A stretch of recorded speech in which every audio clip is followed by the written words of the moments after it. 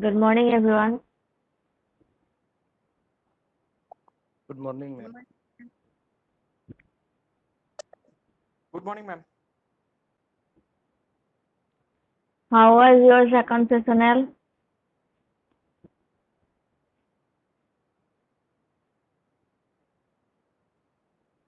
It was good, ma'am. Okay, so remember one thing now. In your final exam, question will be a lot tougher than sessional exam, huh? In sessional exam, we choose the really easy questions, but in final exam, question will be a lot tougher than sessional exam.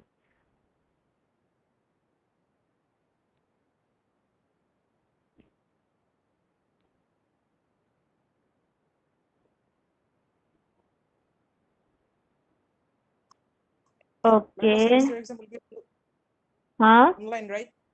Online হ'ব চাগে.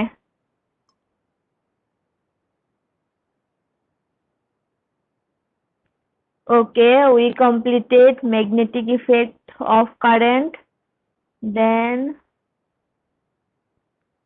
make Lorentz force on a current carrying conductor placed in a magnetic field.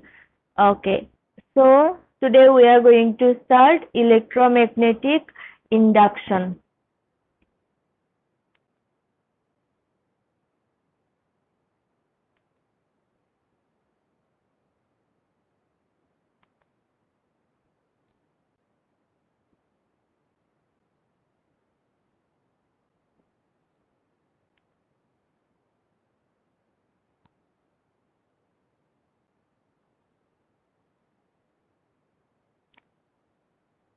Okay, so electromagnetic induction is a combination of both electricity and magnetism.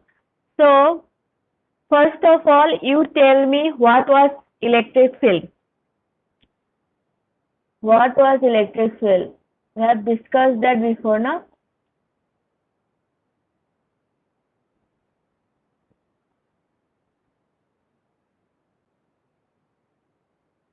An area where Yes.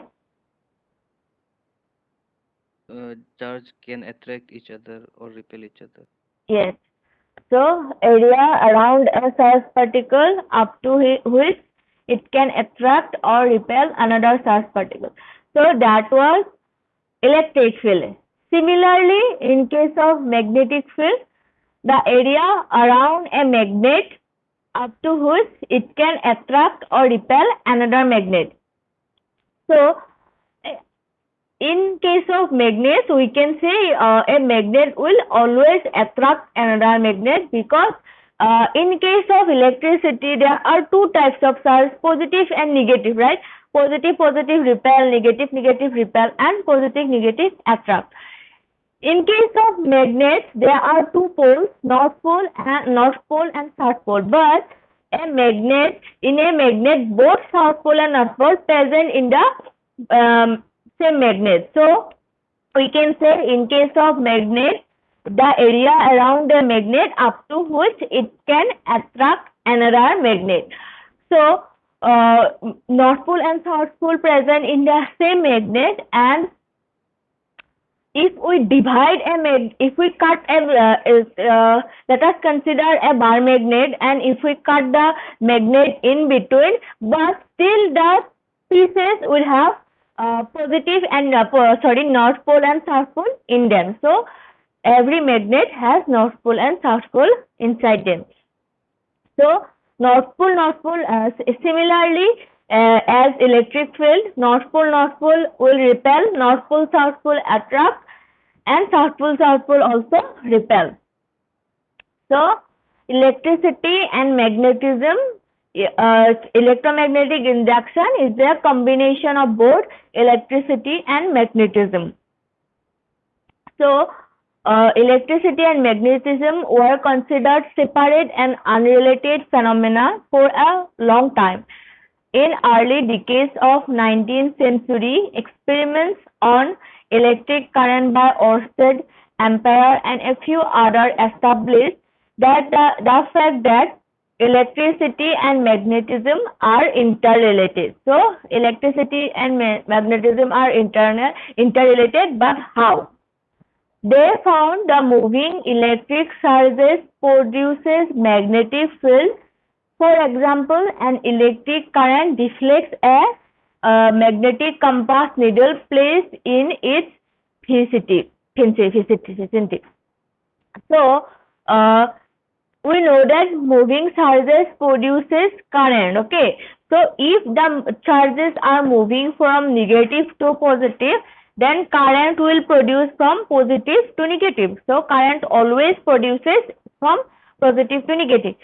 So not only the moving electric charges produces current, but it also produces magnetic field around itself. So I think in the last class we have discussed when magnetic effect of electric current. We have discussed that earlier also. So for example, we know that already that in if we put a magnetic needle near a current carrying conductor, the needles of the magnetic compass would get deflected. So that means moving charges produces a magnetic field around itself. The experiments of Faraday in England and Joseph Henry in USA conducted around 1830 demonstrated conclusively that electric currents were induced in a enclosed coil when subjected to changing magnetic field. In this chapter, we will study the phenomena associated with changing magnetic field and understand the underlying principle. So, we know that moving charges produces magnetic field. Again, it's vice versa, that moving magnets can also produce electric current. Moving magnets can also produce electric current. The phenomena in which electric current is generated by varying magnetic fields is appropriately called electromagnetic induction. So, when current produces by varying magnetic field is called electromagnetic induction. Moving charges produces magnetic field. Also, moving magnetic field can also produce electric current in a closed conductor near it. It can moving magnetic field only can produce current when there is a conductor near it.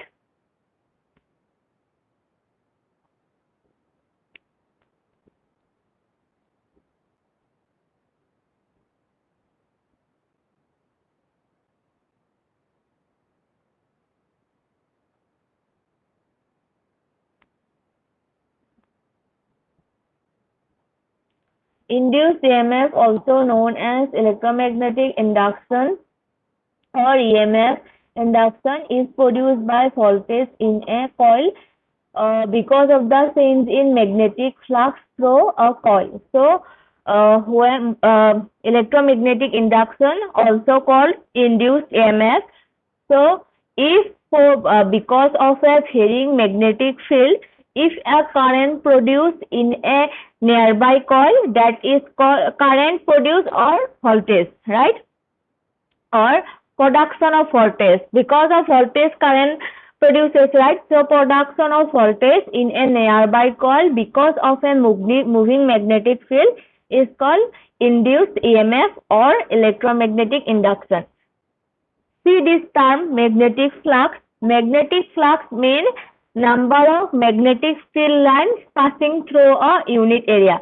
We know what is electric field lines, right? Similarly, magnets also have magnetic field lines. So the area, the magnetic flux means magnetic field lines passing through a unit area. Okay. And EMF can be produced in two ways. So EMF can be produced into a number one, when an electric conductor is in a moving magnetic field, or first one, when we put an electric conductor in a moving magnetic field. See, When we put the conductor, we will not apply voltage from outside. The moving magnetic field will create a voltage inside the conductor.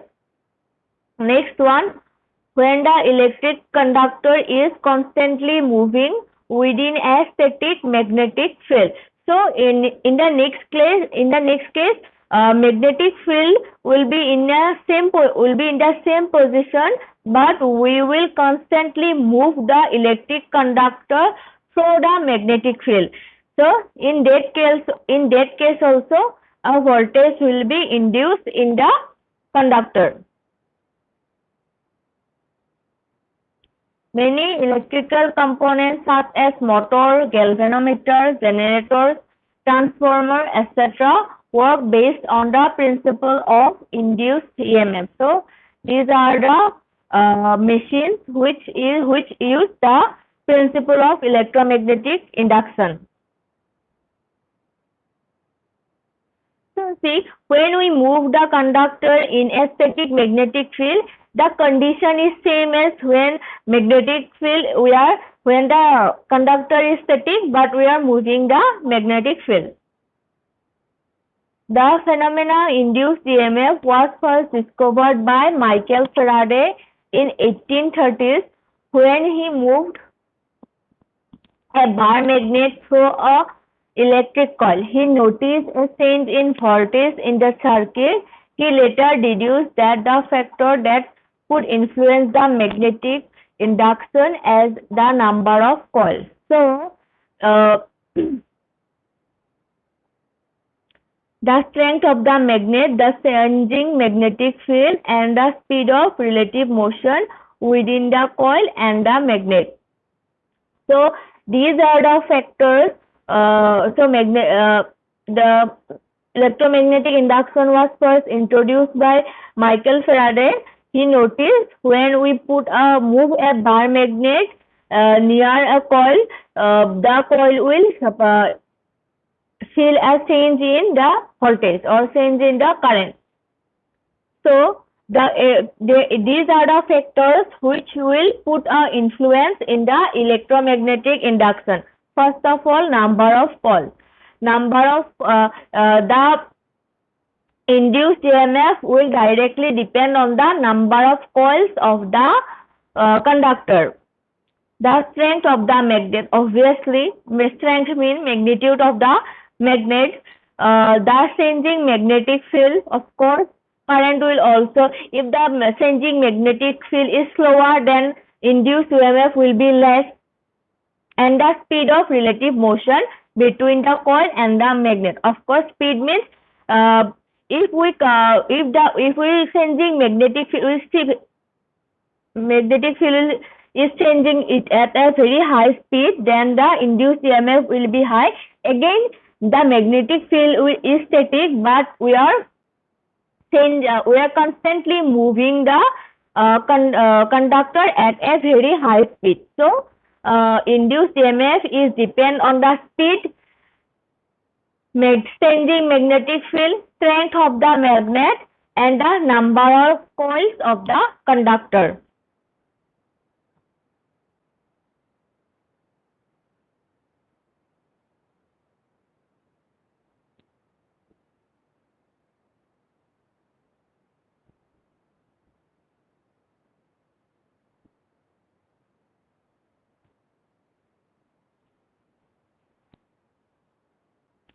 Okay, so next topic is Faraday's law of electromagnetic induction. So this is the mathematical formula for calculating the induced EMF. Faraday established the mathematical formula for calculating the induced EMF in the coil by changing a magnetic field. The law stated that according to electromagnetic induction, Faraday's law of electromagnetic induction, the magnitude of the induced EMF in a circuit is equal to the rate of change of magnetic flux through the circuit. So, time rate of change of magnetic flux through the circuit. We already know what is magnetic flux. It is the number of magnetic field lines passing through a unit area. So when we constantly move the magnetic field, or when we constantly move the conductor, the magnetic flux is constantly changing with time, right? So the magnitude of the induced EMF in a circuit is equal to the time rate of change of magnetic flux through the circuit, or rate of change of magnetic flux in time. So mathematically, this is the formula for calculating the induced EMF.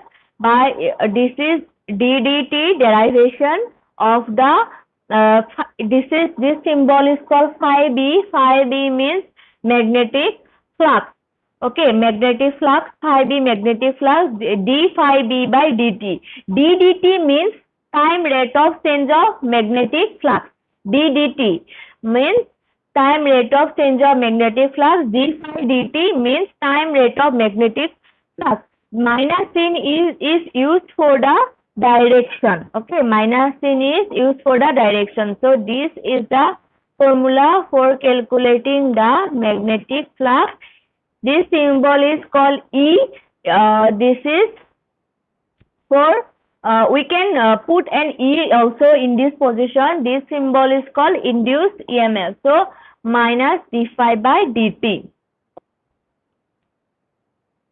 The negative sign indicates the direction of E. Hence, the direction of the current in a closed loop. This will be discussed in detail in the next section. So that means if current, the direction of the induced EMF will be in the opposite direction of the changing magnetic flux. Direction of the induced EMF will be opposite of the direction of changing magnetic field. That's why we use this negative sign. Okay, so this equation is true for when the electric conductor has only one turn. Okay, see, turn means like a spring. We can imagine in a spring there are lots of turns, right? So in this case, the electric conductor has only one turn. Okay, if in the electric conductor there are more than one turn, then this equation will be changed.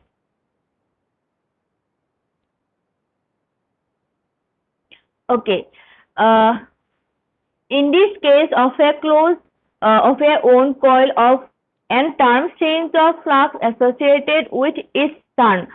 It is the same, therefore the expression for the total induced EMF is given by, so the with the increase of turn, the induced EMF will also increase. With the increase of time, induced EMF will also increase. Here, if there are n number of turns in the conductor, therefore we are multiplying n in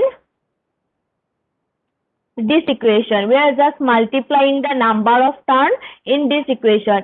If there is 2 turns in the electric conductor, we will put 2 in place of n. So the number of turns in the electric conductor is multiplied to the former equation.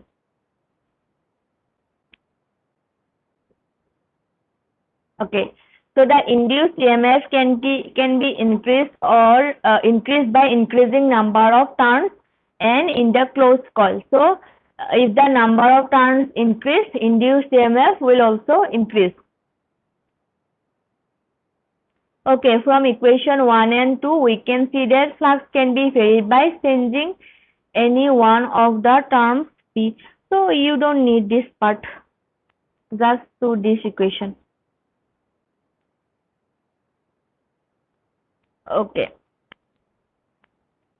So this is Faraday's law of electromagnetic induction, which states that the magnitude of the induced EMF is equal to the time rate of change of magnetic flux.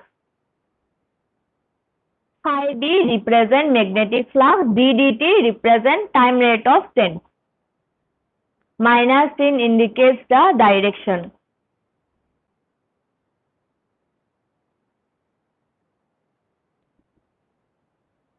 Okay. Okay, so we know what electromagnetic induction is, right? So there are actually two types of electromagnetic induction.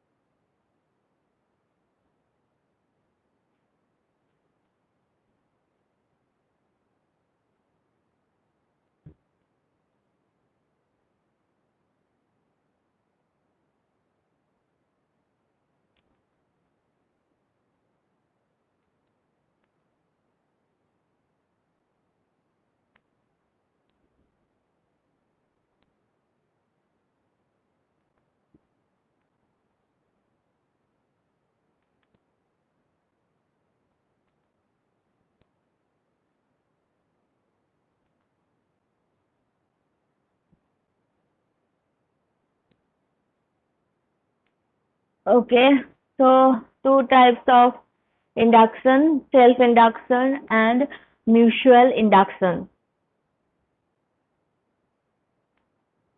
In case of self-induction, when we change the magnetic field or when we move the uh, conductor in a static magnetic field, the induction or EMF will be induced in that same coil only. So this is called self-induction. When the rate of change of current or the rate of change of magnetic field in any coil produces voltage or EMF in the same coil, then it is called self-induction. So when because of the changing magnetic field or because of the changing conductor, the EMF will be produced in the same coil without applying any external voltage. A voltage will be produced in that same coil. That is called self-induction. So in case of mutual induction, we will change the magnetic field in a coil and voltage will be induced in a nearby coil. When the rate of change of current or rate of change of magnetic field produces voltage or EMF in the nearby coil, then it is called mutual induction. Okay. So because of the changing magnetic field, EMF is induced in the in a nearby coil. EMF will be induced in the former coil also. In both the coils, EMF will be induced because without applying any external voltage. Okay. So in case of self-induction, EMF is induced in the same coil. Mutual induction, EMF is induced in the nearby coil. So these two types are called, these are the types of electromagnetic induction, and we also knew that in two ways we can produce electromagnetic induction. In first way, we will move magnetic field in a static electric conductor. Next, we will move a conductor in a static magnetic field.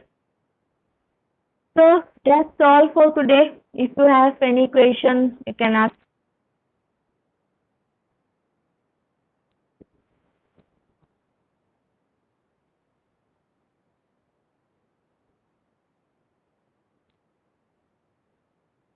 Okay, give your attendance.